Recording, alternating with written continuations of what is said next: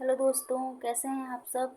आज की वीडियो में हम बात करेंगे कि ब्लड रिलेशन यानी कि रीजनिंग में आने वाले टॉपिक ब्लड रिलेशन यानी कि रक्त संबंध के प्रश्नों के प्रकार के बारे में।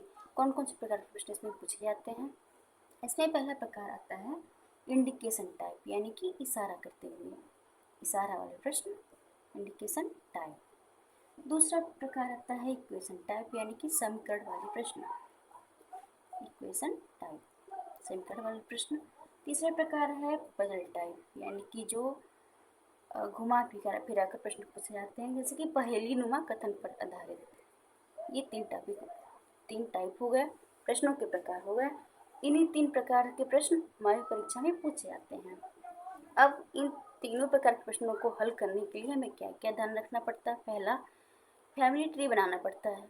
ये तो एकदम आवश्यक चीज़ है।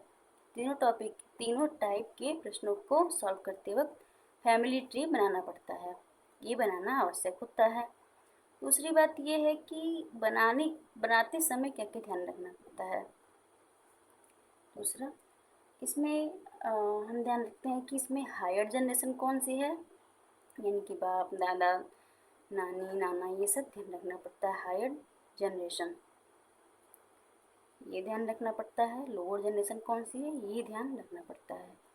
आप बाप को दादा और दादा को बाप नहीं बोल सकते हैं, ना ही दादा को पुत्र बोल सकते हैं, इस तरह से नहीं। इन चीज़ों का आपको ध्यान रखना होता है। तीसरी बात है कि पुरुष और महिला को कैसे दर्शाना है, यह ध्यान रखना होता है। तो पुरुष को हमेशा आप अपनी सुविधा के लिए प्लस से दर्शाएं, महिला को हमेशा माइनस से दर्शाएं। ये एक तरह से सरल करने की बात है कि कैसे हम पुरुष और महिला में अंतर कर पाएँ प्रश्नों को हल करते समय।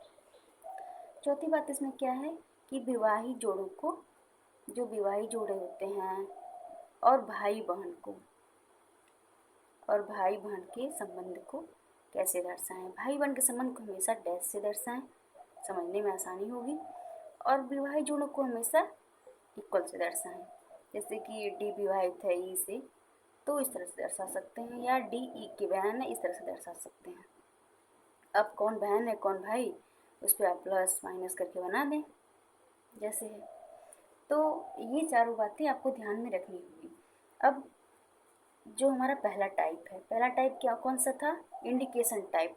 इंडिकेशन टाइप के प्रश्नों को हम लेकर आपके लिए आए हैं। आप इन तरह के प्रश्नों को देखने के लिए हमारे चैनल को सब्सक्राइब करें और सभी प्रकार के प्रश्नों को पाने के लिए कमेंट करें, लाइक करें और शेयर करें। इसमें पहला प्रश्न है, हम आपके लिए लेकर आए हैं। विवेक को बताते हुए कीर्ति ने कहा, उनकी माता का भाई मेरे पुत्र रामचरण का पिता है। विवेक का कीर्ति से क्या संबंध है। अब इस प्रश्न को सॉल्व कैसे करेंगे, देखिए इसमें विवेक की तरफ इशारा हो रहा है, तो यानी कि ये इंडिकेशन टाइप का प्रश्न है।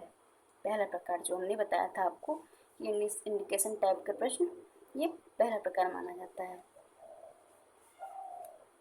इसमें करना क्या है, विवेक को बताते हुए कीर्ति ने कहा। कौन बता रहा है, कीर्ति बता रही है, विवेक की तरफ इशारा हो रहा है, यानी कि पहले हम विवेक इसकी तरफ इशारा हो रहा है।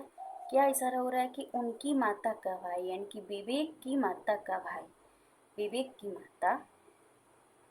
माता का भाई, ये भाई हो गया, यानी कि ये विवेक का तरह से कह सकते हैं मामा हो गया। माता का भाई मामा ही तो होता है, मामा हो गया।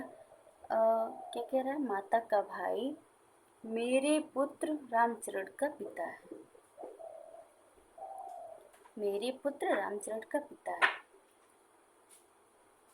यानी कि कीर्ति जो है, कीर्ति के पुत्र रामचरण का पिता, ये जो है कीर्ति के पुत्र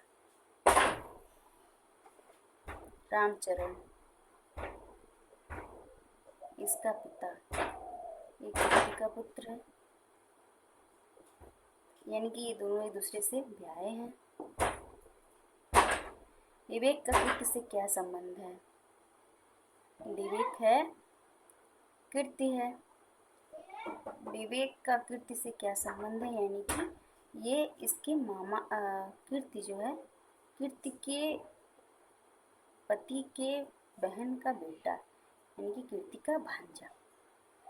तो विवेक क्या हो गया, कीर्ति का भांजा हो गया, या कीर्ति जो हो गई ये क्या है, विवेक की मामी हो गई। तो इस तरह से बता सकते हैं कि कीर्ति विवेक की मामी है, या विवेक जो है कीर्ति का भांजा है। यह आपके प्रश्न का उत्तर हो गया। विवेक का कीर्ति से क्या संबंध है, ऑप्शन में क्या दिया है ये आप देख सकते हैं। विवेक की मामी, अगर मामी दिया है तो मामी लगा सकते हैं। विवेक का कीर्ति से क्या संबंध है, यानी कि विवेक का संबंध पूछ रहा है कीर्ति से, यानी कि भांजा उत्तर होगा। अब आप इस प्रश्न का उत्तर कमेंट बॉक्स में दें, सॉल्व करें और विकल्प के आधार पर कमेंट में इसका उत्तर दें। धन्यवाद।